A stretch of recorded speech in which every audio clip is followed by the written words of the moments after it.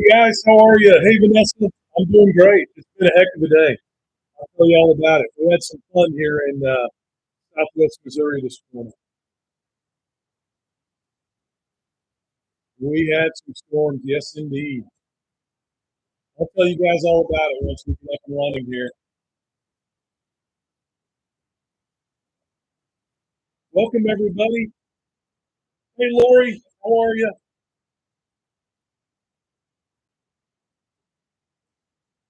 Yeah, I think it's competing with the music. That's what I get for playing my George Strait song, right? Kill it and see if it gets a little better. How's that, guys? A little bit better on the audio? Sound better?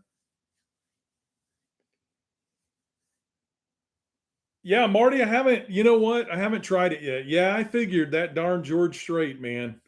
He has a way of causing problems. Yeah, Marty, I haven't I downloaded it today and I went through some of the YouTubes to learn how to use it, but I haven't done it yet. So, hey Susan, good to see everybody. It has been a busy news day, but guys, why should today be any different than any other day, right? Holy, uh, it's hard to keep up with all of it. It's hard to keep up with all of it. It really, really is. Hey guys, if you would just keep hitting that like button on TikTok, it's up on the top. You just pound on my face there with your finger. On YouTube, it's down under the comments to the right. There's a little heart there. If you guys could just keep hitting that like button and let's see if we can get up on the RFP. There's a lot to talk about today. I'm going to start out just so you guys know where I'm going to go today. I'm going to start out talking about, man, this shirt is dirty. I'm going to start out talking about Trump's latest polling numbers and the polling numbers on the economy. I'll probably be covering those on almost every live because they tell a story. And the story is the wheels are coming off the Trump administration. And so I'm going to cover that. The other thing I'm going to talk about is I called a friend of mine today that is in logistics. Now, he's not in the shipping industry per se, but what he does is he's the top dog at a logistics company that moves freight around the country. Now, they're basically in charge of all these big warehouses you see out on the edge of large cities in this country, these hundreds of thousands of square foot warehouses you see. He moves that freight once it comes in on the ports. He's responsible for getting it onto trucks and trains and then storing it when it gets to a logistics center. And we had a really long talk today about what's about to happen in terms of store shelves and shipping. And then I don't know, I do a lot of this nerdy stuff for you guys so that you don't have to do it. But I read the Apollo report today. Now, for those of you that don't know, Apollo is one of the largest investment companies in the country, and they came out with a really in detailed report, basically with a timeline between when the tariffs started and when they feel like we're going to go into recession. So we're going to be digging deep into that as well, and then I've got a lot of other things I want to talk about also. So let me start out while we're waiting for people to join. Let me tell you how my day started today, guys. So I don't do this very often, but I didn't have anything going on early this morning. I didn't go to the farm because I knew we were going to get a lot of rain overnight. So I didn't have the alarm on my phone. And I'm one of those people, and some of you are probably the same way as well. I'm one of those people that I set my alarm every day, but then I wake up like 3 or 4 minutes before it goes off. Do any of you do that? Like you've just been conditioned because you get up early every day. You wake up at your regular time right before the alarm goes off and you can turn it off before it even starts. That's me. That's me. I see a lot of you fall into the same category. Well, last night I turned the alarm off because I don't know about you, but as you get older, there are very few things in life that are more enjoyable than laying in bed on a day when you know you're supposed to be going to work and listening to that rain hit the roof and roll down the windows and hit the bird water in the backyard. Just lay there and enjoy all that, right? And so that was my plan this morning. Well, sure enough, this morning I'm laying there just, like, oh my God, this is great. I'm getting a rest. I don't have to get up this morning. And I hear my alarm go off, but it was a little bit different. And I'm like, that's weird. I thought I turned my alarm off. So I reached over. I'm one of those guys that I'm your typical old guy, right? Like I keep the phone in bed with me instead of on the dresser because I never know when it's going to ring or when I'm going to need to look at it. And then half the time I'll knock it off in the middle of the night and then I'll get out of bed and cuss all the way around the foot of the bed, to the other side so I can pick up my phone and put it back on the bed. Well, anyway, I pick my phone up and I look at it. What do you think it said? It's okay if you know. If some of you I know are from Southwest Missouri, what do you think it said when I thought it was the alarm going off? It was an alarm, all right. What do you think it said? You got it, Jason. You got it, Jason. You got it. It was the first of three, count them, three tornadoes that came within 8 miles of my house today. Okay. So the first one hits and goes 3 miles south of my house. The second one comes and goes 3 miles north of my house. And the third one comes and goes 8 miles north of my house. Now, you guys know me. I live my life the right way. I mean, if you were to go to Wikipedia and look up the flawless gentleman, it would pull up a picture of me. So none of them came near me. None of them hit me because I've got a golden dome over my home for living my life the right way that prevents tornadoes, bad weather, etc. Man, I shouldn't even be joking about this because it's still a little green out there.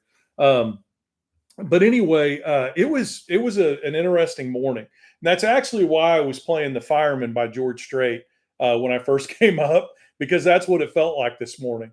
Fortunately, nobody got hurt here. Nobody was unalived anyway. And I know those of you on YouTube are like, why is he using TikTok language? It's because we're dual streaming on both platforms tonight. But anyway, nobody was hurt. Nobody was unalived. And fortunately, they hit mostly rural areas, which is what they do typically when they come through Kansas and Missouri. But it made for an interesting morning. So much for sleeping in, right? I know, Jaffs, it gets you nowhere. It gets you nowhere. The other thing is we've got more coming tonight. And we're under a severe thunderstorm watch right now, tornado watch. So if anything gets a little dicey while we're on the live tonight, if I just all of a sudden get off and you hear me screaming and running, that's because we got another tornado warning. So anyway, that's how the day started. That's why I was playing "The Fireman" by George Strait, because things did get a little bit dicey, and we had a lot of people out today. A lot of people without power in Southwest Missouri. A lot of people without power in Southwest Missouri right now. We had these big storms that came through Arkansas. We've got these storms that just came through Missouri. And it got me to thinking today, and I know some of you are going to agree with me, thank goodness we're getting rid of FEMA, right? I mean, thank goodness we're getting rid of FEMA. I mean, because with all of these tornadoes coming through and all of these storms coming through, all of the flooding that we're experiencing, it's a really, really good idea to get rid of FEMA, which is what they had hearings on today. Now you see what I did? You see where I'm going with this? Wasn't just a story about Will, right? We're going to tie it into something important. So today we had hearings about getting rid of FEMA. And we learned in those hearings from one of our Democratic friends on the committee that we're cutting $300 million from FEMA. Guess where we're putting it? Any of you see this today? Guess where we're taking that $300 million and guess where we're putting it? Wild guess. Who knows? Who knows? Some of you may have seen this today. If you didn't, I'm going to give you a hint. It starts with a G and ends with an ALF. Starts with a G and ends with an ALF. Now you do the math in your head. Some of you are putting the word together right now. Okay, you figured out that's golf. You figured out that's golf. Now, where do you think that $300 million is going to go? You got it. We're going to take that money and transfer it into a fund that's going to pay for the president, his personal security, and all of the local police, fire, and first responder responses that have to be put together when he goes into a town to play golf. We're going to transfer that money into there so that the president can continue to play golf. Guys, I'm not making this up. I tell you all the time, don't take my word for it. Google it yourself. Go read the articles today. Go watch the testimony committee. Now, I'm going to tell you something. All of you probably either have had a child, know a child, have a niece, have a nephew, a good friend with children. whenever whenever this Democratic congressman was bringing this up today on the committee, have you ever seen a kid? Or I'll tell you what, ladies, you've experienced this with your husbands before. I guarantee you. Have you ever had a time when your husband or one of the kids, they're either yours or that when they're just busted, right? You got them in the squares. They have done something wrong. They know they did something wrong. You know you did something wrong. They did something wrong. And you know that look they get on their face, right? That look they get on their face when they know they've done something wrong and they know they've done something wrong, right? Typically, it's kind of like they look down at the floor a lot. They don't want to make eye contact with you. Maybe the feet cross over a little bit. The tears kind of like well up in the side of the eye a little bit. And these are not tears of sorrow. These are tears of, I've been caught. I've been caught. Okay. And this is what the Republicans on this committee in the House today look like. This is what they look like. While he was going through this list and talking about the fact that they were taking funds out of FEMA to transfer them over to the security budget so that the president could play golf, they all look like those kids I'm talking about, or those husbands. Like when your husband's on a diet like I am, and he's not supposed to be eating oatmeal cream pies, but he orders them and has them delivered from the store, and then he eats one out of the oatmeal cream pie box, but he forgets to take them and put them in the back of the cupboard and actually accidentally leaves them out on the table. And his oldest son comes by the next morning and sees them on the table and calls him out. Have any of you ever had something like that happen to you? That's what I'm talking about. That's what they look like. No, Trump is not unilaterally doing this. That's a good question, Doughboy. There are accomplices to his crime. There are accomplices to his stupidity. There are accomplices to what he's trying to do. And you nailed it. It's the Republicans in the Congress. In their new budget that they're trying to push, they want to move these funds from FEMA and put part of those funds into the security fund for the president to play golf. I try, Charlie. I try. And by the way, I did get busted with the oatmeal cream pies, but I'm allowed to eat one a day. For those of you that were worried, don't private message me. Don't send me a text. Okay? It's okay. Nobody threatened to hurt Pops. I was just told in no uncertain terms in a intercession call with all 4 of my kids that I'm allowed to have 1 oatmeal cream pie a day. And that's it. Not 2, not 1.5, just 1. So that's how that turned out. You know what, though? They love me. What can I say? I appreciate it. They love me. What can I say? All right, guys, I want to talk about Trump's polling numbers, okay? Why am I starting out this way? Well, I didn't. I started out on FEMA and tornadoes and all that kind of stuff. But why do I want to make this kind of the first long plot we get into? It's because I want you to know, I'm going to tell you this over and over again. If you're part of the back 40, you know it's not about Will Westmoreland. It's about the back 40. It's about you. It's about you. Okay? It's about you guys. You are the power behind this movement. You're the ones, your voice is behind me. The fact that you follow me, the fact that you sign up for the back 40, the fact that you make donations so that I can travel around the country and talk about rural policy issues that are important.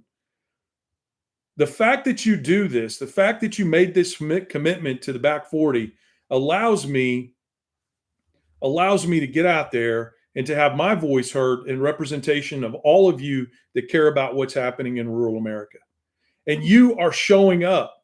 And I try to say this on every live. But I forget sometimes because I get guys, there's so much bullshit happening every day. I know sometimes it seems like I just sit down and I riff these lives, but I really do spend hours trying to prepare for them. I do phone calls with people I know in different industries like I did today to try to get the scoop on what's going on. But all of this is happening because of you, and you're showing up. So I want to start out with these polling numbers because I want you to know that what you're doing is working. I want you to know that what you are doing is working. And don't think I don't see your videos and comments out there. I see the videos you guys are posting that you at me on where you're at a protest and you're showing up. I see you moms out there with your kids. I see you moms out there with your daughters. I see you old white guys out there standing up for the women in your life and for what you know is right. I see all that. Importantly, I want you to know that what you're doing is working. I think there's got to be a celebration to this. Now, we're not going to stop fighting. We're not going to rest on our laurels. We're not going to quit doing what we need to do. But there needs to be a part of this where we take a minute, and we're going to do it tonight, hell or high water, where we take a minute and we share what's coming out of this movement that we've started. And we've had successes in the past. Am I right, Susie? When we stopped the sanctuary cities for the unborn movement in Southwest Missouri, stopped them cold in their tracks. When we worked with the good people of Raleigh to get all those city council members that were trying to tell women what they could and could not do with their body, and to ban books in the schools and to get radicals on the school board, we stopped that. And I'm going to make the argument that the Back 40 played a hell of a big role in that because we were committed to it. Susie brought that to our attention, and you guys sent letters, you sent emails, you made phone calls, you made a difference. And I see you guys out there at these protests. When I went to Jefferson City a couple of weeks ago and I spoke there, I can't tell you, I bet 16 people came up to me and said, "Hey, Will, I loved this." They didn't say, "Hey, Will, I follow you on TikTok." They didn't say, "Hey, Will, I follow you on social media." What do you think they said? It just warmed my heart. What do you think they said when they came up? They said, "I am a," what'd they say? That's right. I'm a farmhand. I'm part of the Back 40. If you ever see me in public or at an event, don't come up and say you follow me. That embarrasses me, all right? Don't say you watch my videos. That embarrasses me. I want you to come up and I want you to say, "I'm a farmhand and I'm a proud member of the Back 40. Because that makes me feel like what we're doing is making a difference, guys, because it is all about you. I'm just one of the voices in this movement who's been fortunate enough to get out there into the public and go around this country and talk about all the important things that you guys are allowing me to do. And that's why I want to celebrate for a minute. Now, let's be clear about what the celebration is, all right? I'm not celebrating that these bad things are happening because this is bad for our country. I am not from Kansas, but my brother lives there. You may know a Westmoreland. He's a radical. He's a radical. Used to be a union organizer. Oh my gosh. He's not as good looking as me. He's not as smart as me, but he's got good people that surround him. He's making up for all of his weaknesses in IQ and looks by surrounding himself with good people. So, what's happening is very bad for our country. I get that. All right. So I tell people all the time, this isn't a glee. This isn't a celebration that things are bad because that's bad for Trump. It's a celebration of the fact that what you're doing out there, making your videos, going to events, protesting, writing letters, it's having an impact on the general public's perception of this president. And negative public impact leads to people not voting for candidates who support him. And that leads to them changing their votes. Because in the end, I will tell you, having been a political consultant for some 30 years, that in the end, a politician that loses his power or her power is just somebody taking a walk.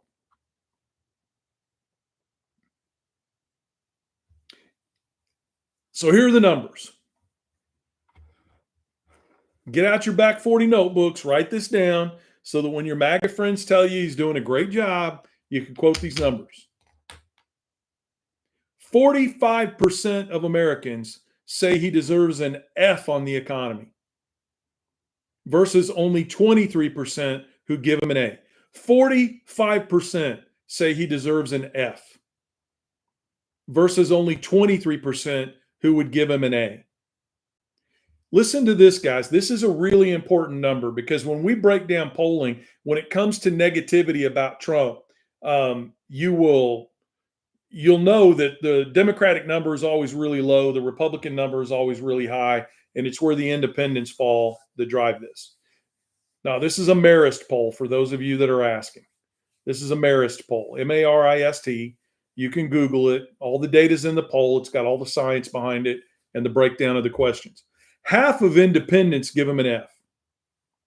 Half of independent voters give him an F. Guys, that's huge. And that amount of dissatisfaction in the independent voter segment is what's driving this fear inside the Republican Party.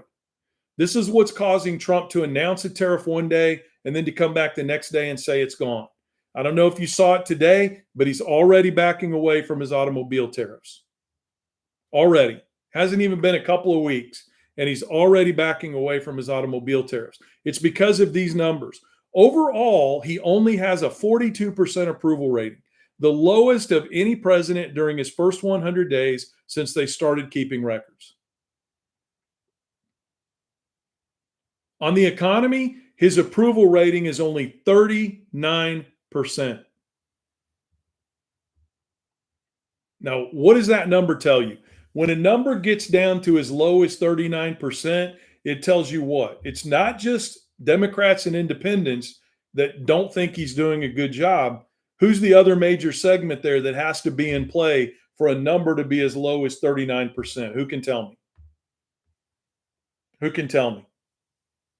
You know the answer. Republicans. You got it, Skyscraper. Good job. Republicans. There've got to be a significant amount of Republicans in that polling arguing that he's doing a bad job or registering their opinion that he's doing a bad job before the number drops that low. 60%, listen to this, guys. 60% of Americans say the USA is hurt by tariffs more than the countries that they're placed on. Now, there's something in these polling numbers that gives me a little bit of hope because we all, some of us don't vocalize it as much as others do, but we all recognize there's a problem in this country with people feeling like their feelings are facts, right? We have a problem with that in this country. We have a really bad problem with that on the Republican side. We have a smaller problem with that on the Democratic side, but it exists throughout society. If I feel something to be true, then it must be true. What these tariff numbers, these tariff polling numbers are showing me is that the American people are beginning to get a really good understanding of the impacts of these tariffs. That's a really important one. Let me say it again. 60% of Americans say that the United States is hurt more by these tariffs than the countries that they are placed on. That says a lot. That says a lot.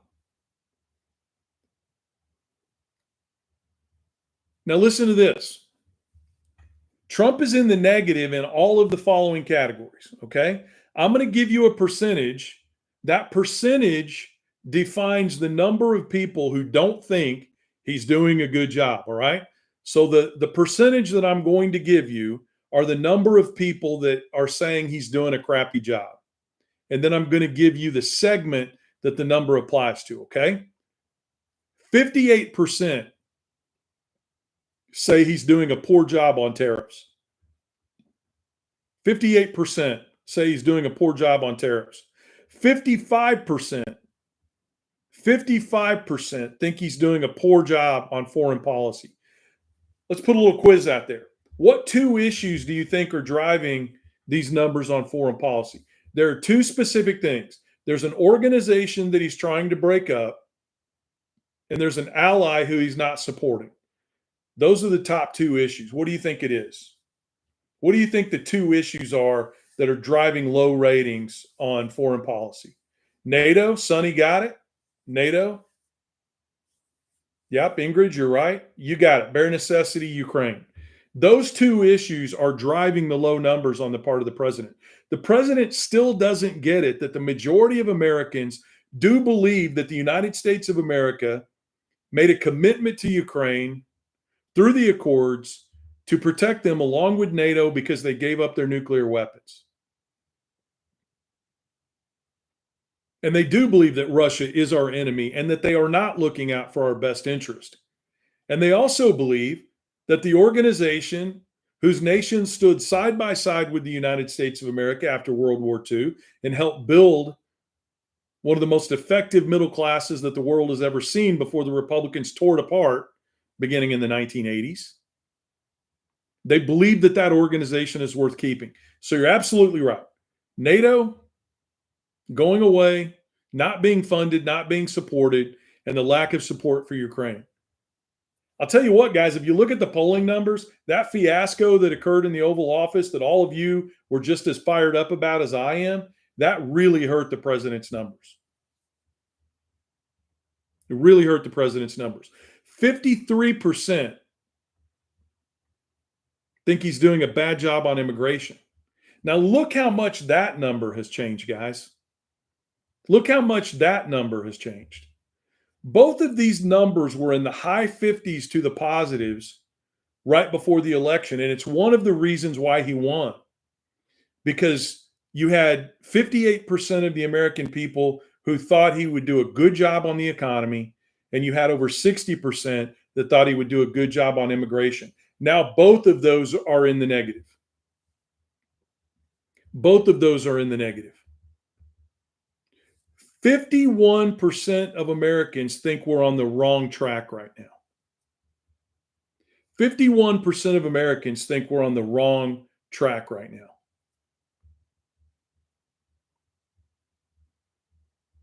49% think that we're being negatively impacted by his policies in general, and only 32% have a positive opinion of them. Think about that. Almost 50%, half, think that his policies are negative for the United States, regardless of where they fall.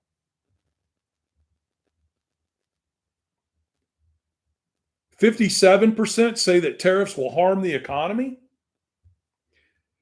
60% say that, I love this one. Listen, let's talk about this for a second. Take the glasses off, rub the eyes. You guys notice how anytime we bring up the fact that the economy is not doing well, that it's starting to take this downward trend? Have you seen the people that support the president that immediately come out and say, well, this is Biden's economy? You guys said that at the beginning of the Trump administration, when he was doing so well with the economy, that that was Obama's economy.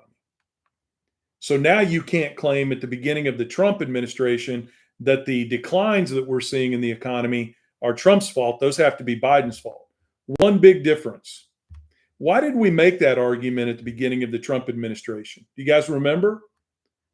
We made that argument because Trump only had one piece of legislation that he passed during his entire presidency, and that was the tax cuts for the wealthy, and that came later on.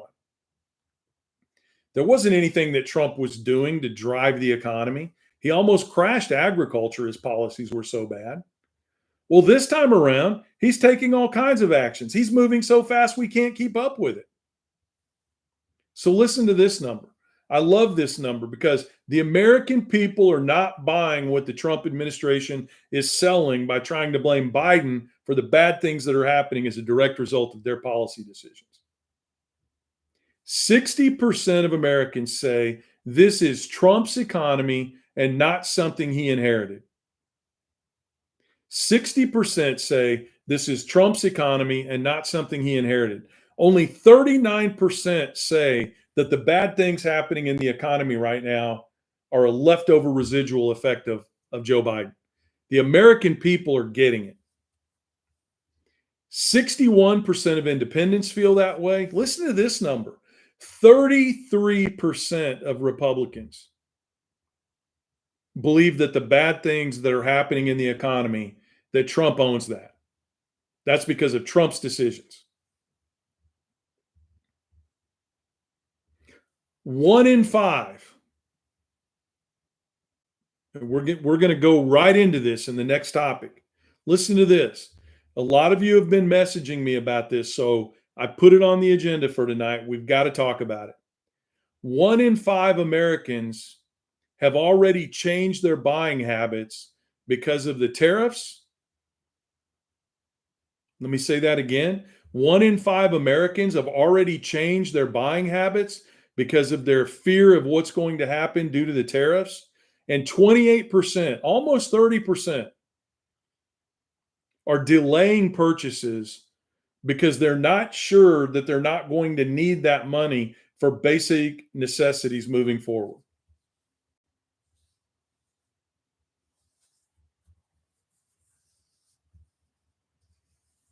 And then my favorite part, Elon Musk's approval rating is down to 34%.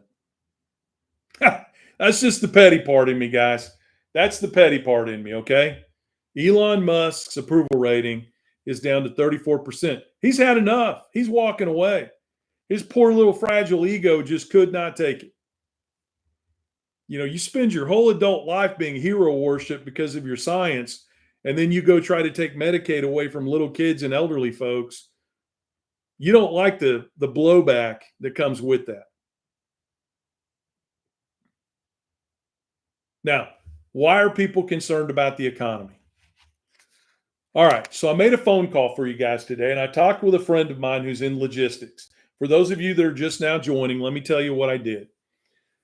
I made a call, talked to a friend of mine who's in logistics. Now, he doesn't handle the port issues, but what his role is to do, he's an executive with a company that makes sure that once something arrives at port, that it gets put on trains, it gets put on trucks, and it gets sent out to logistics centers around the country. And when I say logistics centers, I'm talking about warehouses, guys. If you live in a big town, you all see them all the time. You go out there and you've got these big, giant 300,000, 500,000, 1 million square foot facilities where we store products for large stores, small stores, medium stores all over the country. Called him today and I said, almost said his name. I said, hey, let's call him Bob. I said, Bob, I'm seeing a lot of TikTok videos out there, and I don't want to repeat this unless I know it's true because some people are claiming they're fake, you know, this kind of thing, where they're showing these ports in China, the GPS and the radar, and it shows thousands of ships in these Chinese ports. And then they're coming over to the port in LA and in Seattle, and they're showing these ports as almost empty. And what he did for me is he walked me through a report that came out from the Apollo Global Management Group. You guys can look this up. Just Google it yourself. It's the Apollo Global Management Group, and it's their report on shipping and the impacts the tariffs are going to have on the economy. They're a multi-billion-dollar investment company, and they do all kinds of research into the economy, et cetera. And here's what they're saying.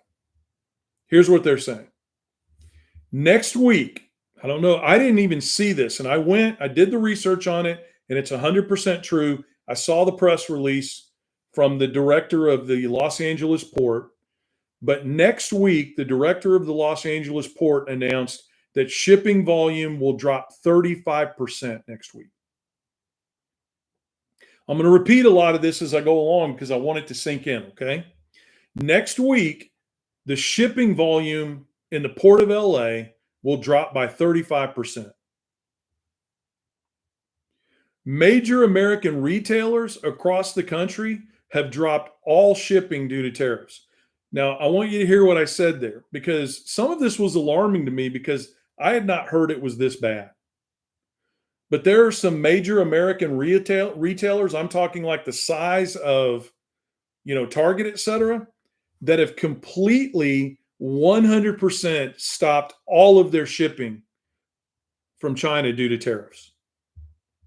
No, let me rephrase that. It's not just China. They've stopped all of their shipping due to tariffs. Now, if you want to get an idea of how big a role the Chinese play in regard to shipping to the United States, China's shipments make up 45% of the total volume of shipments coming into the U.S. over the sea. When you look at all of American business, listen to this next part closely, okay? We're moving from retail, and now we're talking about all America, all right? 50% of the shipping from overseas has been canceled. 50% of the orders have been canceled. Now, I see a couple of you in there saying, buy American. I don't disagree with that. Anytime you can buy American, you should buy American. My Blues hat, unlike the MAGA hats, was made here in the United States of America. I'm a big believer in buying American. But the problem is we've stopped 50% of the shipments into this country. We have large major retailers that have decided they're not going to ship anything else in because of tariffs. And we don't have anything in place right now from a manufacturing perspective to make up for that loss of product. Let me say that one more time. You can't buy American when there's not a factory here in America that makes that product to give us the option to buy it at a higher price. Now, when I talk about this timeline in a minute, a lot of people are saying, well, this must not be true because it didn't happen immediately. Something he told me, and it makes complete sense. I just never thought of it before. 20 to 40 days. 20 to 40 days. That's how long it takes for a container leaving port in China to reach the United States. 20 to 40 days. So when something happens across the ocean in China that impacts shipping, the impacts of that are not felt for 20 to 40 days here in the United States. I wasn't kidding, guys. I do the research. So let's talk about the timeline that Apollo Global Management put together in regard to when we're going to see recession, because that's what they're calling for. And I know people are going to say you're fear mongering. Well, yeah, I am. Because there are a lot of people in my family who I care about, my friends who I care about, that live paycheck to paycheck. And they don't have the ability to do what I did and go out and buy a whole hog and a whole cow and freeze it and put it in the refrigerator and go buy, 150 of each canned good and put it in the cabinet. They don't have the financial ability to do that. They're going to have to suffer along with a lot of other people because of what I'm about to tell you. So you had these tariffs announced on April 2nd, okay? These tariffs are announced on April 2nd. This is what they're projecting. Again, Apollo Global Management. You can Google them and go to their website, and you can see their report on tariffs. They're expecting that early to mid-May, container ships coming to the United States stop completely. That gives them the amount of time they need for the ones that are already coming across the ocean that have paid for supplies on board, products on board. They're projecting early to mid-May, container ships to U.S. ports stop. Mid to late May. Some of you have already been making comments about this, and I'm going to address it right now. Mid to late May, trucking demand comes to a halt.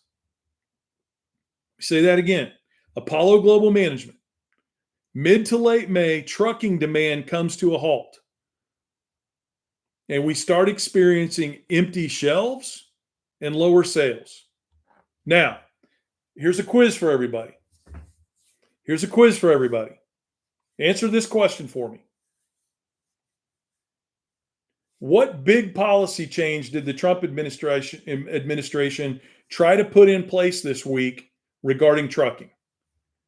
Through executive order, they tried to make a really big change this week in trucking. What did they do? Who can tell me? Mr. Global, are you causing problems on TikTok? That guy, I'll tell you what, he's rowdy. Should we block him? No, we can't block him. We steal too much material from him. I'm kidding. Who said that? You got it, Catch My Whiff. You got it. The Trump administration, through an executive action, tried to make it so that all truck drivers in the United States have to speak English. You got it, Sleepy Mama. You got it, Waiting. You guys are getting it. No, he's a good dude. I'd never block Mr. Global. He's going to come do my podcast next month, so I can't block him. I already paid for his hotel room. I'd be out for 2 nights. I can't let that happen. Why do you guys think they're doing that? Who can tell me in the comments? And I'm going to peek over here at Zeppo's going to get all over me for looking at the TikTok thread, but I don't care. I'm going to look at both of these. Why do you think they're doing that? Why do you think they're saying that you have to be? There you go. Brett, you nailed it. Brett gets the gold star. I'm not saying that those other answers are wrong, Bob and Catch. I mean, that's pretty good too. But the reason they're doing it, guys, is because they're trying to get down to their base of white truckers. If you go look at, the trucker base and how they voted for Trump, it's very similar to what happened amongst farmers and ranchers. So they're doing this English speaking requirement. They want to eliminate these Hispanic speaking, Spanish speaking truckers. And then when the big drop off comes, like Apollo Global Management is calling for here in mid to late May, or I'm sorry, late to early June, when these layoffs come in trucking, they will have eliminated about 30-40% of the trucking labor in this country so that the impact won't be felt as badly. These are the little things that you have to look for. And this is why I'm glad I talked to my friend today, because I never would have thought about it that way. I would have had the same reaction some of you did. And when I looked at this, I would have thought, well, that's just Trump being xenophobic again, because that's who he is. But then when you talk to somebody in logistics, they make the point, wait a minute, there's a method to the madness. You make it so that truckers that can't speak English can't drive trucks, and you've eliminated 40% of the workforce in trucking right before it crashes. That limits the impact. I think that's a great point. When do you guys think that they're projecting that the recession actually hits? So the tariffs are announced. Container ships to the U.S. stop in early to mid-May. Trucking demand comes to a halt in mid to late May. Layoffs start in the trucking industry. Empty retail shelves. Some small business retailers start to go out of business. When do you think we're going to see the recession? When do you think that they're calling for that? I saw somebody say June. That's the number. June, July. June, July will be in a recession. Now, something I want you to understand, and I don't want you to forget, this will be a recession, 100% causation from the tariffs and the economic policies that Trump put in place. Okay? Let's understand that. So what am I going to tell you to do tonight? There are some things that I want you to think about, okay? To the extent that you can do it. To the extent that you can do it. You guys know I'm a farmer, all right? I buy the majority of my food. I buy it directly off the farm. You know, my bad habits like those oatmeal cream pies I was talking about earlier, yeah, that stuff comes from the grocery store. I buy my milk from the grocery store because I like my milk pasteurized, et cetera. But there's a lot I buy directly off the farm. I also grow quite a bit. I've got, 15 rows of sweet corn in at my farm. I've got several rows of beans and several rows of peas and squash and cucumbers, blackberries, elderberries, raspberries. I'm going to encourage you guys to do a couple of things, and I want you to listen to me here. This is not lip service. I really want you to be thinking about this because we continuously talk about these issues on the Back 40. I don't want you to hoard, okay? But I do think it's a good idea right now, knowing what we've got coming. I do think it's a good idea right now for you to be looking for those deals that you can get on canned goods, et cetera. Let me tell you what I did. Every community's got that store that, they sell canned goods at a discount because they've been dropped, they've been dented, whatever it might be. Just go out there and buy. Sometimes that stuff sells as cheap as a quarter a piece. Go out there and buy 10 cans of beans. Go out there and buy 10 cans of corn. Go out there and buy 10 cans of peas. If you've got the financial wherewithal to do it, buy a little bit more than that. The other thing I want to encourage you to do is you can literally buy beef now directly off the farm, and you don't have to buy a quarter beef, a half beef, or a full beef anymore. There are places out there, there are ranches out there and farms out there that have actually already processed the beef, and you can go buy it right off the farm. So I want to encourage you, you can go to Facebook Marketplace. You can go down and make a phone call down to your Chamber of Commerce for your county, because most farmers now are registering through there if they're selling beef or chicken, et cetera, right off the farm. Just prepare yourself, guys. It's going to be here before you know it. And again, I'm not trying to fear monger, but I want people on the Back 40 prepared for this. So start buying the things you're going to need if there are shortages. Get those canned goods. Buy some stuff off the farm in terms of beef that you can get now, poultry that you can get now, pork that you can get now. Buy rice. You guys would be amazed. Those of you that haven't been to a farmer's market in a while, you will be amazed at what you can buy there now. There are people that are making pasta noodles right on the farm. There are people that are making all kinds of jams and jellies and pie fillings and everything right off the farm. And the cool thing about them is those resources are going to stay there. They don't have to wait for a ship to arrive from China. But I'm just telling you what I'm doing to try to prepare for my family, okay? And again, these are conversations I never thought I would have to have again after C-19. You know, I've never been the prepper, all right? I've always had a good stock because, you know, I've got a big family and my friends like to show up unannounced and eat my food. Some of you are in here and you know who I'm talking about. But I'm talking about seriously stocking up some supplies for a few months. The other thing I really want to encourage you to do, Matt just took the words right out of my mouth. I want you to start thinking about growing some of your own food. It is not hard to do, guys. As a matter of fact, I'm going to try to knock out some videos this coming weekend with just some pots and potting soil to show you guys how to do tomatoes, to show you how to do peppers. There's a lot that you can grow, even if you've just got a backyard in town. And it's okay if you don't. If you're in an apartment or something like that, you can absolutely grow tomatoes. You can grow peppers.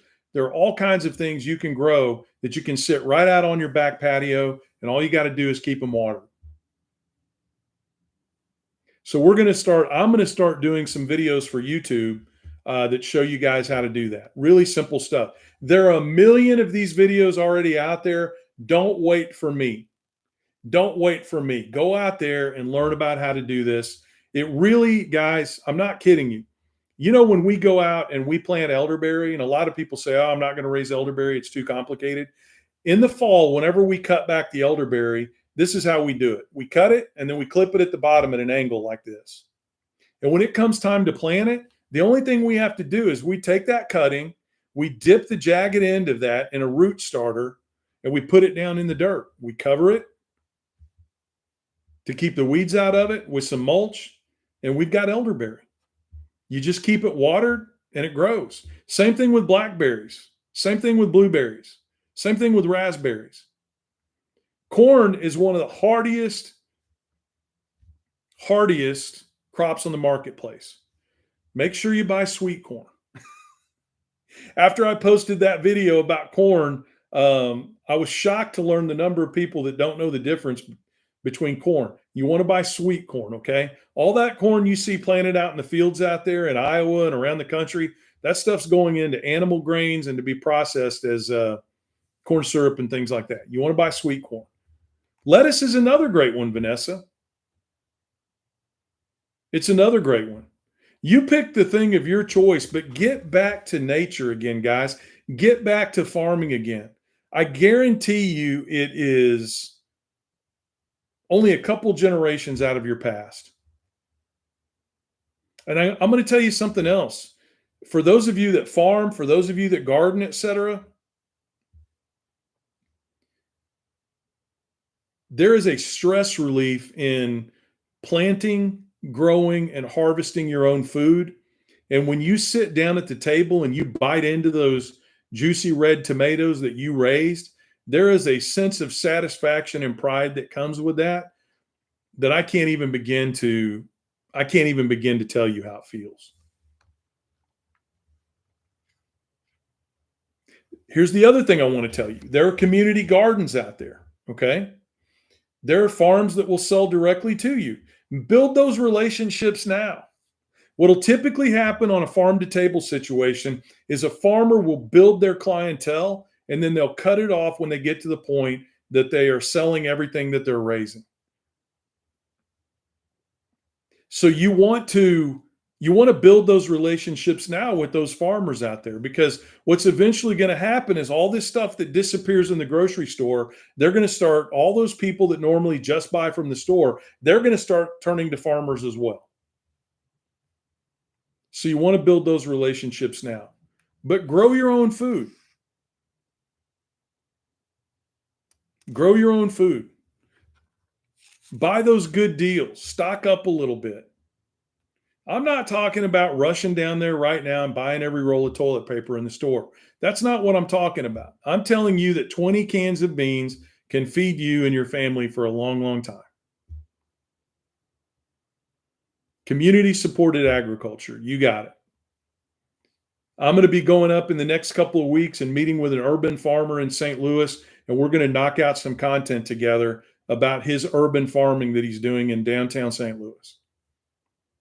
All of that is out there. You've just got to become a farmhand again. Okay? You've got to become a farmhand again. You got to get in touch with that part of your past, because you're going to love it. You're going to love it, guys. You really, truly are. All right. I got a couple other things I want to talk about here. And then I'm keeping an eye on the weather, guys. So if we end early, we end early. But I do have a couple of things I want to talk about here before I get to your questions. First of all, I want to tell you how you can be a part of the Back 40. But before I do that, let me tell you about the cool things we have coming up. So many of you know, if you've been a part of the Back 40 or you've been following me for a while, you know that I've been traveling around the country talking about good rural policy. Now, I got to tell you, I've been talking in front of Democrats. I've been talking in front of Republicans. I've been talking in front of independents. And I've been talking in front of people that are not political at all. And I've been laying out to them the argument that we need to vote for candidates, regardless of our own personal political persuasion, that believe in rural America. And I don't mean pay lip service to it. I don't mean the people that talk about try that in a small town bullshit. Okay. I'm talking about people that really care about rural America, the people that don't want to see our hospitals go away, the people that don't want to see our schools fail, the people that don't want to see small farms and ranches go away. I'm going around talking to people all over the country about good rural policy. So let me tell you about some of the really cool things we have coming up. In May, I'm going to be speaking to 300 rural Democrats in California, Missouri, about the attacks on rural America, what we've got to do to make rural America better, and how we're going to get these policies passed. Then I'm going to go up, right after that, I'm going to go up to Northwest Missouri, and I'm going to be giving a talk up there about the same things in front of about 150 rural folks up there. We've been on the we've been conversing through email with people in Tennessee, Illinois, and California about getting plugged into the 5501 movement. I think we're definitely probably going to be doing some events with them down in Tennessee. And don't worry, guys, we'll let you know about all of this, and I'm going to tell you how to get to it in just a minute. We've got a call tomorrow with a person in Northern New York who we're probably going to be putting an event together with.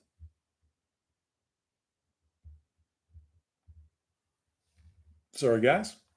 So we're looking at getting up to Northern New York. I think I told you guys a couple of weeks ago that call was coming up this week. And that's our goal, is to get up there. We want to go to New Jersey after that. Then we're going to visit a farm in Western North Carolina. And I talked to somebody today who I think is going to sponsor us to drop right down into South Carolina around the Greenville area. Then we're going to be in Texas. We're going to be in East Texas. We're going to be in Burnett County, Texas, and we're going to be north of El Paso.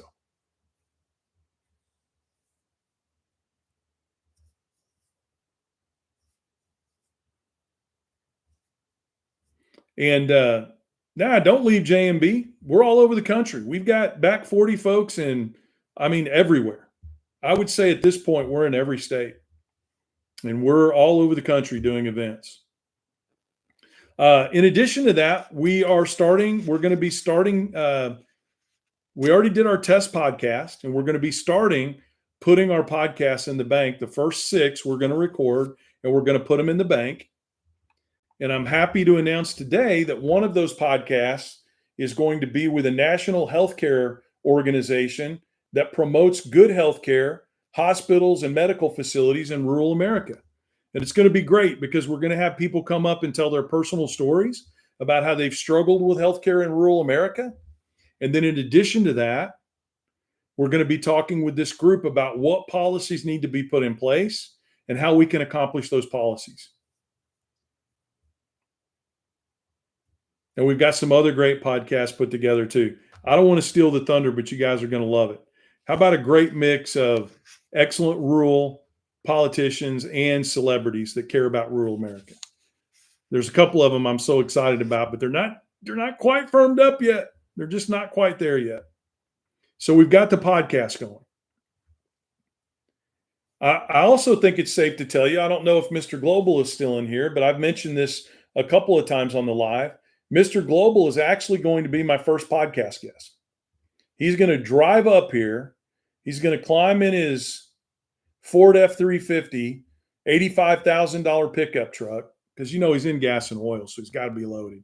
He's going to climb in that $85,000 pickup truck, and he's going to drive up here to Missouri, and we're going to do a podcast, and then we're going to have an event. We're going to have an event that people could come to meet both of us, to ask questions, to talk about, how do you get on social media? How do you make your voice heard? And there'll be more coming on that later this week.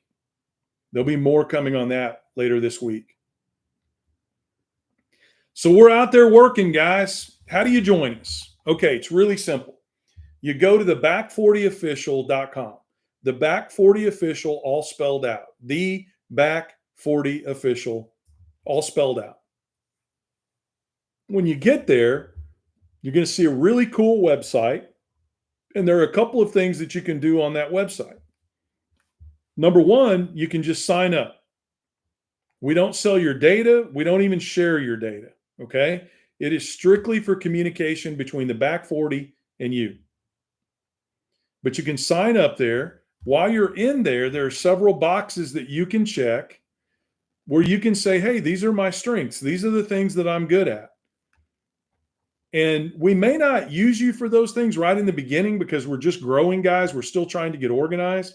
But as we grow the organization, we'll have this pool of people that we know are experts in these areas that we can reach out to say, hey, can we plug you into the Back40? And in the meantime, we want you to be part of the group because we want you to help get the word out, go to the events, that type of thing.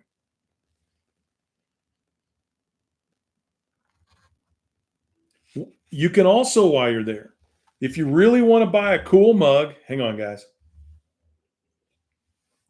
If you really want to buy a cool Back40 mug or shirt, you can do that there. That helps support us. The other thing you can do is make a donation directly to us to help out with the funding of the podcast. We're right in the middle of raising $50,000 to cover all the podcast equipment and to cover the recording and travel for the first 6 podcasts. So you can donate to that there as well. And I want to tell you guys, that's been going great because of you guys. Because everything we're doing right now, it's getting paid for out of Will's pocket or from the donations that you guys are making. And I think that'll change over time as, bigger voices get involved with and interested in what we're doing. But right now, guys, it's us. It's you and me. So if you can help out in that regard, we'd really appreciate it. Because like I said before, you're as much a part of this as I am. I get these opportunities that I have because of you guys. So go to the Back40 Official, sign up. While you're there, if you can, buy a coffee cup, buy a shirt, make a little donation if you can. If you're feeling really frisky, you can make it repetitive so that it comes every month. We love those as well. Gladys, who's our all-star, does that for us.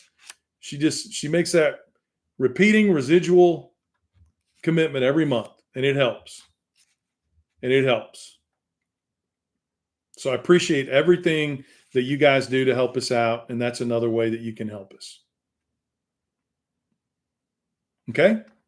All right. A couple other things I wanted to talk about. Continue to stay focused, guys. Continue to stay focused on women's issues. I really wanted to make a point of this tonight because there is so much coming at us that sometimes those of us who are not women,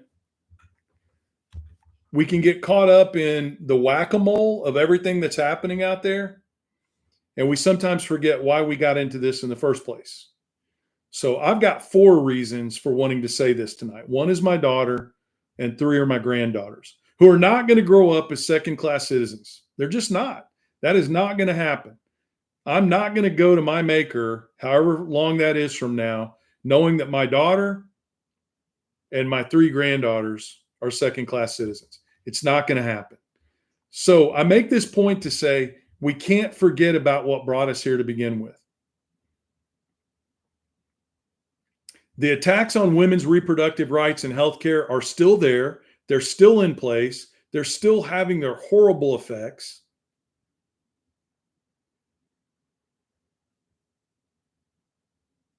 So when you're out there and you're protesting and you're making your small dollar donations, remember all of the different organizations that are out there fighting on behalf of women's issues and women's rights. We don't need to reinvent the wheel here. But I just want to take a minute because, we've got great demographics here on the Back 40, guys. Great demographics. We're divided 50-50 men and women. We're divided 50-50 rural and urban. We're divided 50-50 over 40, under 40. You couldn't ask for better demographics on social media. But I want to take a minute to say, I haven't forgotten you women. I haven't forgotten what they did. And reversing that is just as important a part of rural healthcare as anything else that we talk about. I know that feeling from when I hurt my arm of laying there alone and wondering what's going to happen next. And when I think about the fact that they have put millions of women into that situation, it's sickening. I just wanted to take a minute tonight to let you know that I haven't forgotten about that. And I want to encourage all of you men out there that support the women who are part of the Back 40 and the women in your lives. Don't you forget about it either. It's critical.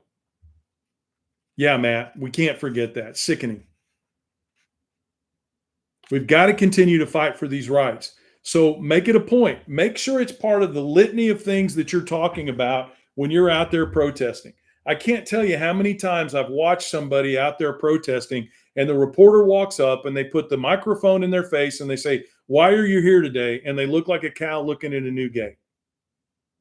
They're like, well, they know while they're there. They just weren't prepared for the microphone. Be prepared. Be prepared, okay? When that reporter walks up and puts that microphone in your face, be prepared. Just state those 1 or 2 or 3 things that are important to you that are the reason why you're there. And men, I want to challenge you to do one thing. And I'm going to try to do this every time I speak from now on, because I got to be honest with you. Sometimes I remember to do this, sometimes I don't. But I'm going to promise you from this day forward, it's going to be a note in every one of my speeches that I give. Do not end your commentary on why you're fighting this presidency without mentioning that you're fighting for the women that you know and the women in your lives. Because I believe that they know more about their bodies than the president of the United States or some Republican senator in Washington, D.C. Don't forget to call that out.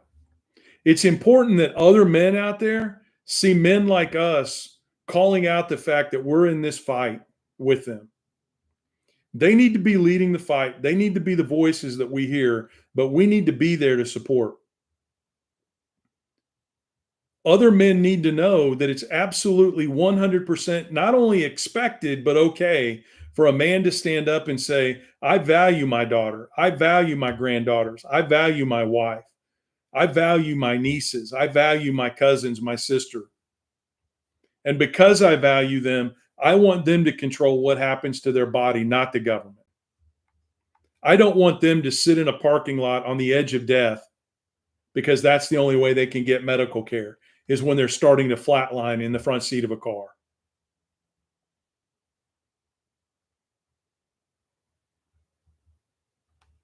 Make sure you're making that point. We also can't forget our other marginalized friends. Listen, guys, they are legally suppressing the African American vote in this country. They're also legally suppressing the vote of poor people in this country. For those of you that have been on my lives before, you know that we've talked about this recent study that was done that showed that legal voter suppression. Now, there are a lot of things that cost us this last election. One that stands out is that 14 million Democrats didn't vote. But the other thing that stands out is that legal voter suppression prevented 12 million votes in this country in the last election. We did okay, Catherine. We did okay. I'm actually at my house in Battlefield today, and it got a little dicey this morning. I was telling everybody at the beginning that I turned my alarm off last night and I thought it was going off this morning, but it was a tornado warning on my phone. But we've got to stand up for the women in our lives, guys, and we've got to be proud to say that we're doing that. We've got to be proud to stand up and say we're fighting for, civil rights and for the people in our lives that we want to help preserve the right to vote for. Because this legal voter suppression kept 12 million people from voting, and it also kept Harris from winning this last election.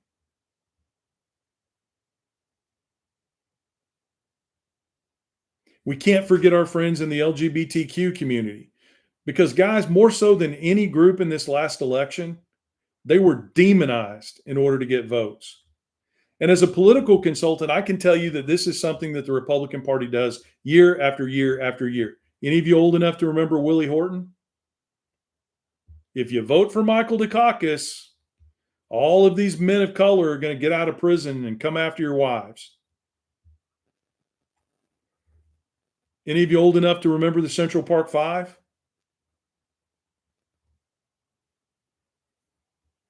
Even when they were found not guilty, even when they were found to have not committed the crimes, Donald Trump stuck to his guns and said they should be unalived. Do any of you remember what George W. Bush did to John McCain? John McCain adopted a daughter from Southeast Asia.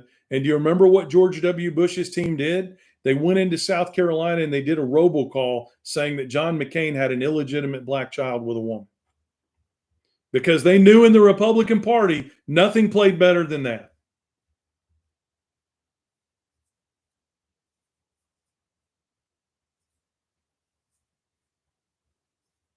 And then in this last election, it was the same thing. It was the same thing. They demonized people of color. They demonized immigrants. They demonized our friend in the LGBTQ community.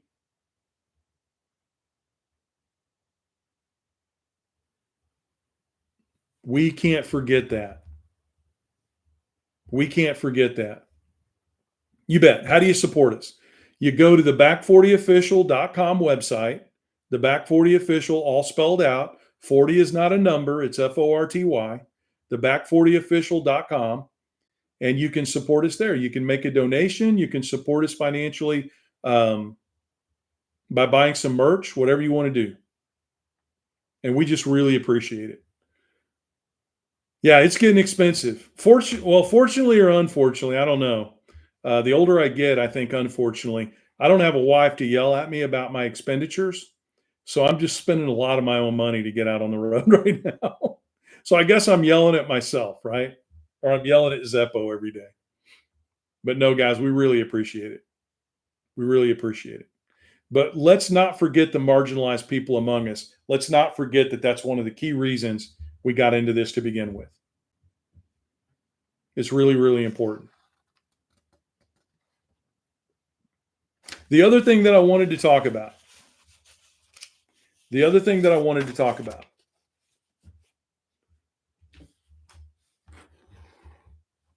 the way I've been trying to handle the cavalcade of things that are coming at us, because let me give you an example. I do have one specialty crop that I do that's going to be impacted by these, Chinese tariffs. I will tell you that whether it's your student loan that's about to change and you're going to have to start paying on it again after you haven't for a long time, if you're worried about the shelves being empty, if you're worried about not being able to vote if they pass the SAFE Act, et cetera, you got to get organized. Okay. Now we're going to try to do that for you partially here on the Back 40 by getting these things up on our website so you can kind of see key issues across the board, but you've got to get organized. One way I do that, guys, I still do it the old school way. I take notes. Every single issue I've ever covered with you guys, every single live I've ever done, I've got all the notes for them right here. And I go back and I look at them periodically so that I don't forget. And I've got a whole other stack over here. Get organized. Write down your thoughts. Write down the things that are coming at you. And then advocate for yourself. Okay? If you've got the ability to do it, one of the most effective things I've seen lately is show up at your representative's office. If you've got the ability to do it, show up at their office and tell them. I mean, I don't know if you guys have seen Angry Veteran Matt. He's been going into his representative's office every single day.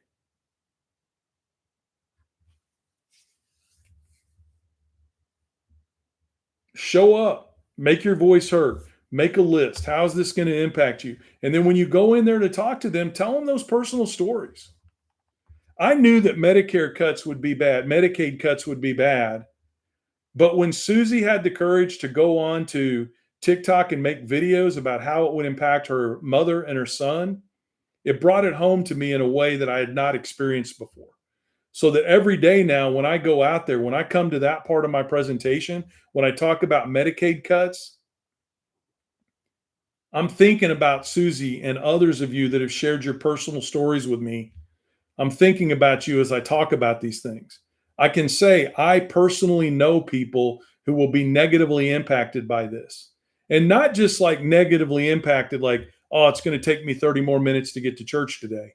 I mean, life-changing things like, is my mom still going to be able to stay at home and live?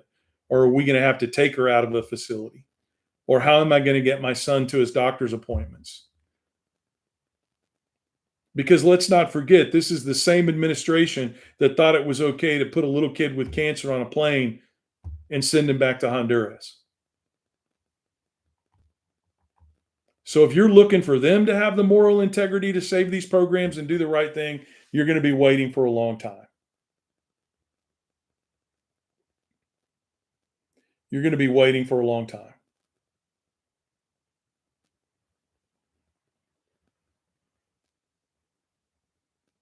You really, really are.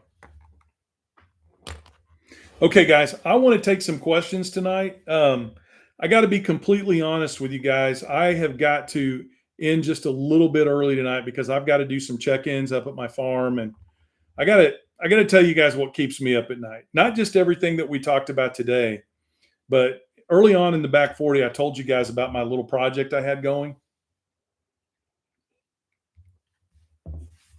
So I've got two 130-pound King Shepherds. These are dogs that are a cross between an Alaskan Malamute and a German Shepherd. They're big dogs, okay? Really big dogs. One's named Sherman, one's named Grant. If you haven't heard this story, I had a neighbor that used to fly a Confederate flag. He came up to look at my puppies. He said, "What did you name him?" I said, "That's Ulysses S. Grant. That's William Tecumseh Sherman." When he asked me why, I said, "It's to help with your constipation." He said, "What do you mean?" And I said, "Well, nothing will make a Confederate shit his pants like seeing Sherman and Grant coming over the hill." So that's why they're named Sherman and Grant. But I built them a beautiful 8-foot privacy fence, and I put my posts 2 feet down in the ground in concrete. We had a 91-mile-an-hour wind up there today. and my fence held strong. Now, I don't know how many of those it can take, but I got to do a little bit of circling around tonight, guys, just to make sure that we don't have to replant the garden or the elderberries that I put in the ground this week. I haven't had a phone call with my farmhand up there, and I need to get that done. But I want to answer questions. So let's start there. I know you guys have a lot on your mind. So let me take some questions.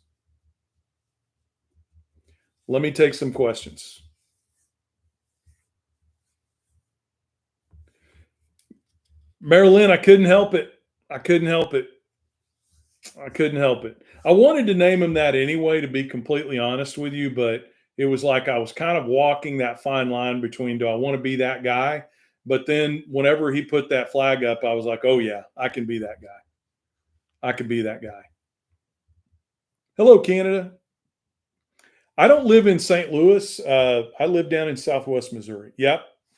Go Blues. I don't know if they can turn it around in this series or not. They're doing everything they can to lose, but we're trying.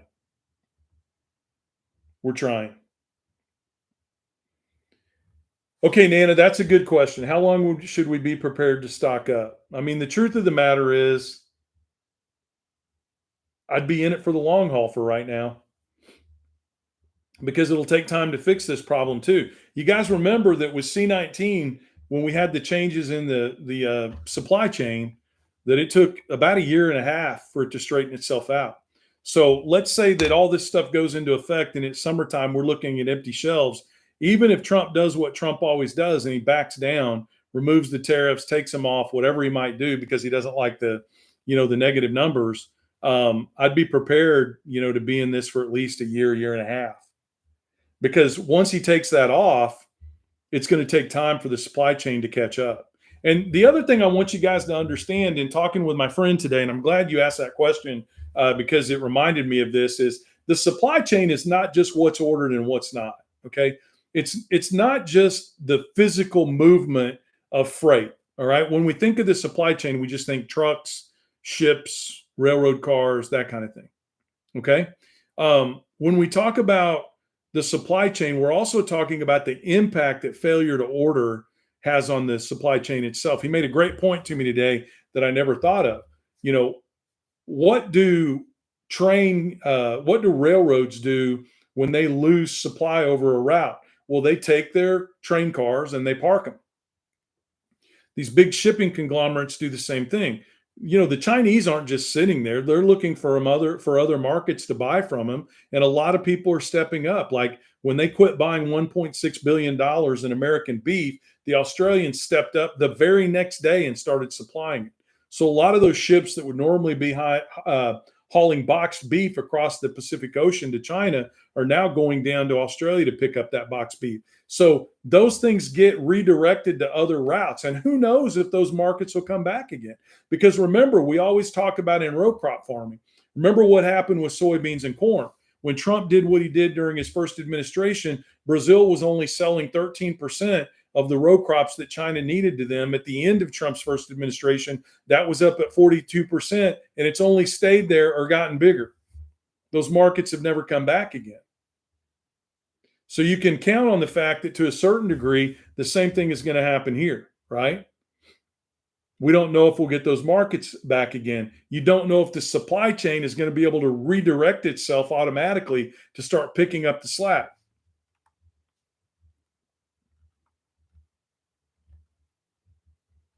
So I would be prepared for the long haul. Do you think it would be good if farmers get a bailout? Oh man, Bob, you're going to put me on the spot. Okay. I'm just going to tell you how I feel about it. All right. The FAFO part of me, and I've told you guys this before, right? On election night and the week after, I can remember telling my boys that maybe Americans just need to eat out of trash cans for a while before we understand the ramifications of what we did on election night. I'm just trying to be brutally honest with you, because I tell people all the time, like when I did that video to Skylar, I had reporters calling me like, oh, it was so, and listen, I get that. Okay. But don't put my face on Mount Rushmore, guys, because I have all the same petty feelings you do. Okay. Maybe I just don't voice them as much, but I sometimes have the same feelings that you do. And one of my first feelings that I had that I verbalized to my sons was maybe people have to eat out of trash cans before they understand the ramifications of what they've done. But then that rational part of me steps up and I think about, I've told you guys this story. You know this story. And some of you can go check on the dog if you want because you've heard it 30 times. But when my dad passed away when I was 5 years old, we lived in government housing. We got food stamps. We took advantage of every program that was out there while my mom worked full time and went to college to try to better herself. And when I think of the people who will suffer the most from not doing a bailout, for farms and ranches going away, for food supplies being cut, for Wall Street buying up these farms and getting rid of diversity in agriculture and only raising certain crops, which will in turn damage the food supply even more. I think of that little 5-year-old kid I was. I just can't help it. That's where my mind goes. Every night around the world, listen to this number. Every night around the world, 725 million people go to bed hungry. Every night. And guys, it happens right here in the United States of America. Even with food stamps, et cetera, it never lasted the entire month. I can remember the last week of the month, we would be eating cereal, we'd be eating a peanut butter sandwich. And we were kids, we didn't know what was happening. But as an adult now, I know exactly what my mom was dealing with. And I think back, I remember now nights where we would all be eating and my mom would be saying, "Oh, I'm not hungry." Yeah, she was hungry. She wasn't eating so that we could eat in America.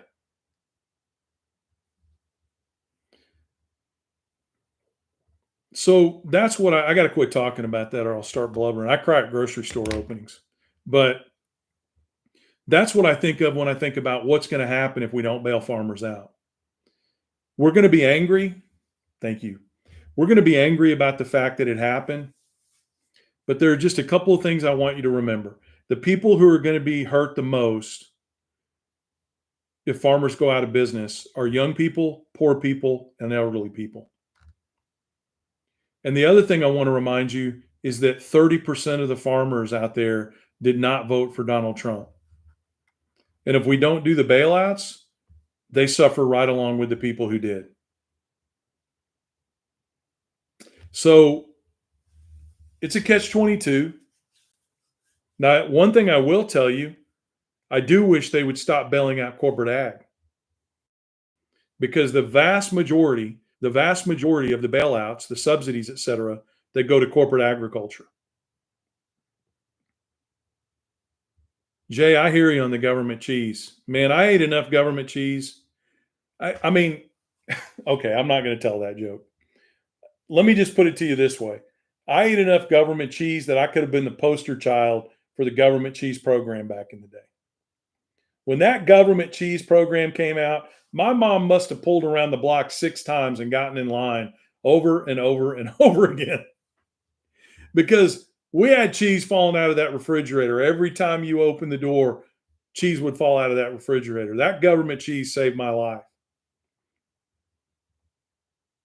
I mean, I'm just telling you, like, it would be very rare at any time during the year you didn't see me at least 4 or 5 days a week carrying a piece of cheese around.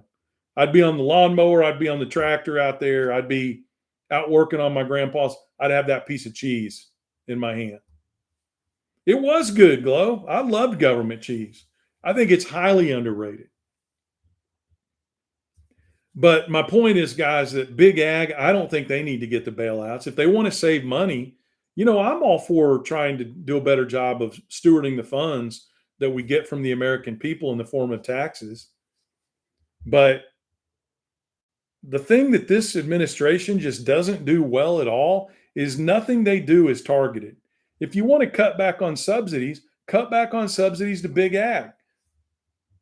There are big ag organizations out there that take subsidies as a way to profit. And they could choose other things to plant that they could raise that would be profitable if they just made the decision to do that. So I don't want to see big ag get bailed out, but they will be, because the Republicans are not going to listen to the small farmers and ranchers. They're going to listen to the big ag companies that write their big checks. And that's what it's going to take. That's what's going to have to happen in order for small farmers and ranchers to get that money as well. They're going to have to bail out the big ones. Simple fact. Yes, I do know about Acre Trader. The simple fact is the Vice President of the United States, J.D. Vance, along with Peter Thiel, raised $65 million to help fund these companies that are showing up in rural America to buy up farms and ranches when they're about to go under. It's the truth. I don't care what anybody says. It's documented. It's never appeared on J.D. Vance's financial reports that he sold it. It's there. It's there. I love the fact that on the back 40, when I mentioned government cheese, 80% of you were on the government cheese program. I love that about the back 40. I love the fact that you're putting your recipes for government cheese in the comments. There is something about that I absolutely love. I absolutely love. My mom always used to gripe about making the macaroni and cheese with the government cheese. For some reason, she said there was something about it that it didn't, I don't know, what she called it, didn't bubble well. I don't know what that means. Some of you will. It didn't bubble well. I think it was the melding of the cheese to the noodles that my mom didn't like. I can't tell you how much I love it that all you guys were on the government cheese program. I've got my people in here. There is no doubt about that. There is no doubt about that.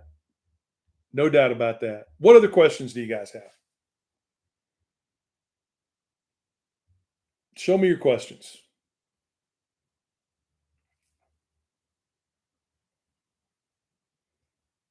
And it's okay. If you guys are done, that's okay. But I want to give you a chance. Do I think Trump will enact martial law? Oh, man. One of those things that, Glow, that I wouldn't have said, 2 years ago.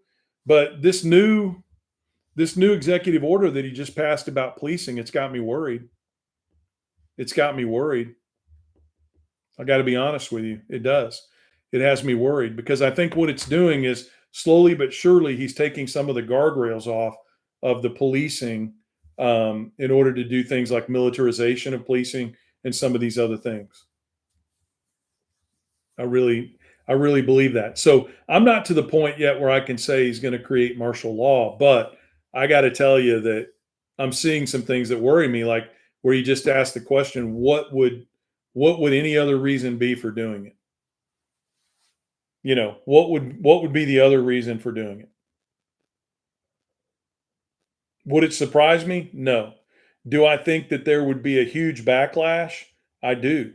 I honestly think that that could be the one thing that got everyone into the streets. And when I say everyone, I mean Democrats, independents, and a lot of Republicans. What other questions do you guys have? Yeah, somebody brought up the Proud Boys, and I've got a question about that. Has anybody else thought about this? Maybe you have, but a couple of days ago, I was going to bed and I'm laying there and I'm like, if this administration's argument that we need to send everybody that's in a gang down to El Salvador to go into this prison, why aren't the Proud Boys and all these other white nationalist groups being sent there? I mean, if it's really about that, why were they not the first? Why were they not the first in line? Now, I would still think that would be wrong. Don't get me wrong. I mean, across the board, I don't believe in the denial of due process for anyone. But why aren't they on the list? Makes you wonder. I saw that hired guy. I talked to my cousin who lives in El Paso, and he clued me into that, where they want to take like a 2-mile radius from El Paso all the way over to the Pacific Ocean and turn it into one military base. Well, we'll see. I mean, those Republican Texas cattlemen down on the border stopped him from doing something like that before. Maybe they'll be able to do it again. Do you think Jasmine Crockett should lead the oversight committee for the Democrats now that the chair had to step down? I wouldn't have any problem with that. Let me tell you guys something about me, okay? And some of you are going to like this and some of you are not. I do not only do I not get caught up in the debate between is centrist Democrats better for the Republican Party versus left Democrats, I don't get caught up in that debate because I firmly believe that we've got to have everybody in this party to win next time. And nothing, I don't want to say nothing, but I got to tell you, this demonization inside the Democratic Party, where some former left Bernie supporters demonize the centrists, and where former Hillary Clinton supporters and centrists demonize the Bernie people, we've got nothing to gain out of that. We've got nothing to gain out of that. 100% that's going to lead to failure. And I got to tell you guys, if we clutch defeat out of the jaws of victory, the way that 2026 is setting up for us right now, if you look at the numbers as a political consultant, okay, I'm putting my political consultant hat on for a minute. If you look at the numbers, 2026 is looking really good for us, guys. And if we blow that because we're infighting between these two groups, I don't know. I mean, we deserve whatever happens. That's the bottom line. You know, I mean, I've said the same thing to both sides over the past week. I had some centrist Democrats telling me, why are Bernie and AOC going out there to talk to rural areas? That's not who we need out there. And I'm like, 75,000 people are showing up. So you can't say we don't need them out there. They're speaking to the people that believe in what they believe in. And we've got centrists that Chris Murphy just came to St. Louis. Over 1,000 people showed up to an event that was only advertised for like a week. 1,200 people were there. There is a place in this party for centrist, center-left Democrats, and for left Democrats. There's a place in this party for every one of them. And I will not, I'm telling you right now, that if that ever becomes the litmus test for this party, okay, if it ever becomes the litmus test for this party that you either have to be a far left or a center left Democrat and the other group isn't welcome, I won't be a part of it anymore. Bottom line. Bottom line. That's why we have primaries, so that people can run against each other and the people of a district can select the ones they want representing them. I mean, hell, man, go back in history and look at what used to happen, you know, around the country. The primaries were bloody, you know? I mean, because people they knew in the states that they lived in, if you were in Chicago, if you won the Democratic primary, you were going to be the elected official. Here in my part of the country, if you win in a Republican primary, you're going to win the seat. So the bottom line is that's where the argument is. That's where the fight occurs. It's just the truth. So I hope we don't go that far. You're not going to hear any of that here. I'll tell you that right now. You will never hear me badmouth anybody inside the Democratic Party because their views are a little bit different than mine. Because I've got to tell you, on the big issues, there's no daylight between the different parts of the Democratic Party.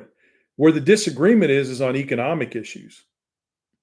But I got to tell you, I think a lot of people are coming around on that.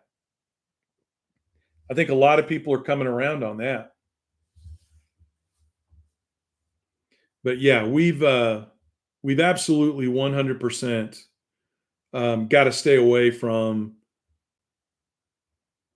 I hate using this term, but the circular firing squad. We've got to. But do I believe that those battles can be waged in the primary? Sure, I do. Anybody has the right to run in a Democratic Party primary to make their case to the people in that district that they have a right to represent them and to lay out the reasons for that. I just believe that. There's some people that disagree with me. I get it. Now, if that crosses the line, and it's almost done that, if that crosses the line to demonization, then I'm not going to support that. If you want to go into a primary and challenge somebody on their policy beliefs, that's fine. But don't start barking that they don't care about working people. Don't start barking that they're all in it for them or the clicks or whatever it is. It's the demonization part of this that I don't like. Make your case, face off, and then get behind whoever wins. And let's go out there and kick some ass in 2026. That's how I feel about it. But you know what they say about opinions. So, what other questions do you guys have?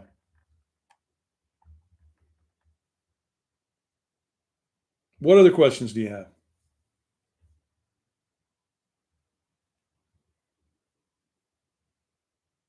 All right. Listen, guys. Hey, the 5 Calls app is great, Matt. You probably know about it. We talk about it a lot here on the Back 40. 5 Calls is a great app. Lines up for you 5 calls that you can make every day. And it's a great app.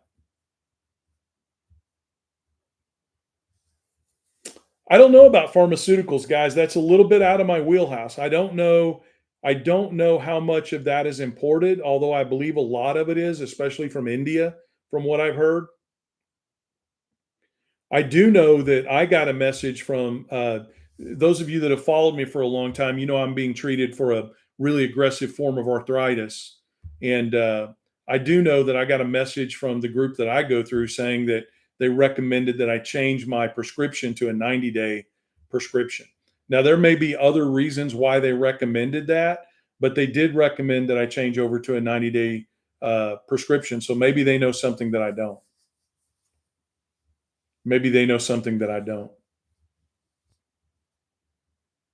Okay, real quick, guys. Want to just walk you through one more time how you can join the Back 40. All you have to do, it's really simple, is go to theback40.com. Also, the back40official.com, all spelled out. Theback40official.com, all spelled out. I do take it, Catch. Thank you. Go there. We're not going to sell your data. We're not going to share it with other PACs. What I mean by that, for those of you that say, well, that's weird, why does Will say that every time? Because you guys have gone and made a donation to a campaign before, and then the next thing you know, you're getting requests from campaigns all over the country asking you to donate money. We don't do that.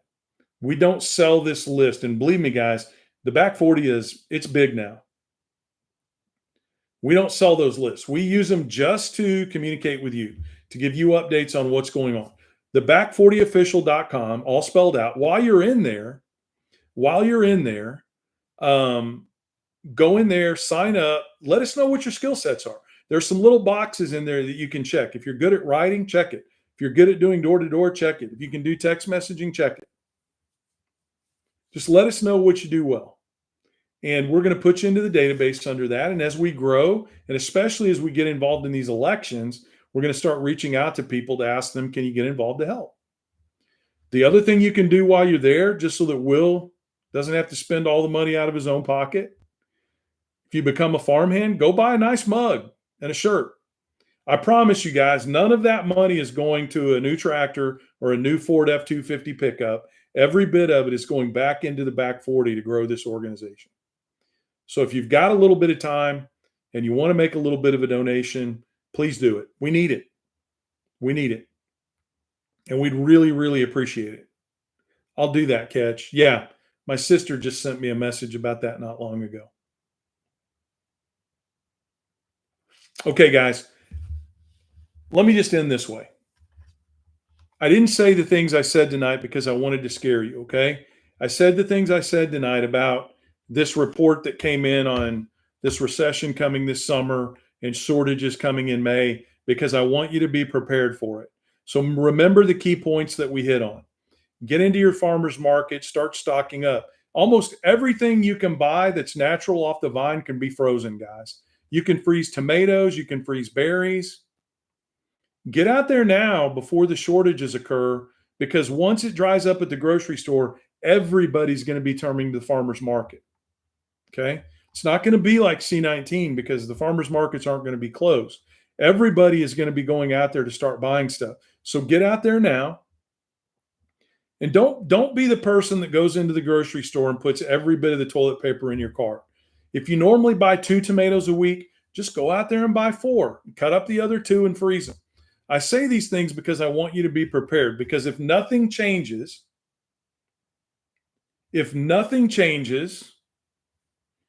Catherine, I'll look into that. If nothing changes, we're going to expect these shortages coming up in May. That's what we're looking at. So every community's got a, dented can section in the grocery store where you can go buy, beans. Go to that direct farm source. They sell green beans already in the bag so that you can freeze them. Peas the same way. Just be prepared. That was the point of everything that I talked about today.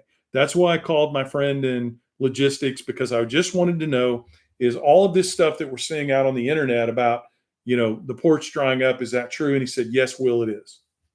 And here's this report that you can go to find out what the timeline is of when we expect the impacts. So just be prepared, guys. Okay? Just be prepared. Get out there, start buying a little bit extra, but go to those sources I told you about so that you don't have to spend a lot more. And start learning how to grow your own food. And we'll do a little bit more social media on that coming up even later this week. Okay? All right, guys, listen. We're going to be back Thursday from 6 to 8. We're going to broadcast on both platforms again from 6 to 8 on Thursday. Next week on Tuesday, I want to tell you about something we have coming up so you can tell all your friends and family about it. Next week on Tuesday, we've got the owner and his son from a farm in Western North Carolina that do farm to table all up and down the East Coast. I've been talking to you about this for a couple of weeks now, maybe a month. We finally got it nailed down. So they're going to be here on Tuesday of next week. We're going to be talking to them about farm to table. We're going to be talking to them about the things we talked about tonight. How can you go buy food directly off the farm? How can you stock up? We're going to talk about sustainable agriculture. We're going to talk a little bit about how to pass along your farm. I know we got a lot of farmers and ranchers that listen. We're going to talk about how you can pass along your farm, that kind of thing. So come in on Tuesday from 6 to 8 next week and check that out. And then remember, this Thursday from 6 to 8, we're going to be on again. Listen, guys, I love every one of you. Be prepared. Be prepared. That's the message to take away today. Go out to the back40official.com and sign up to help. Listen, everybody, you have a great day.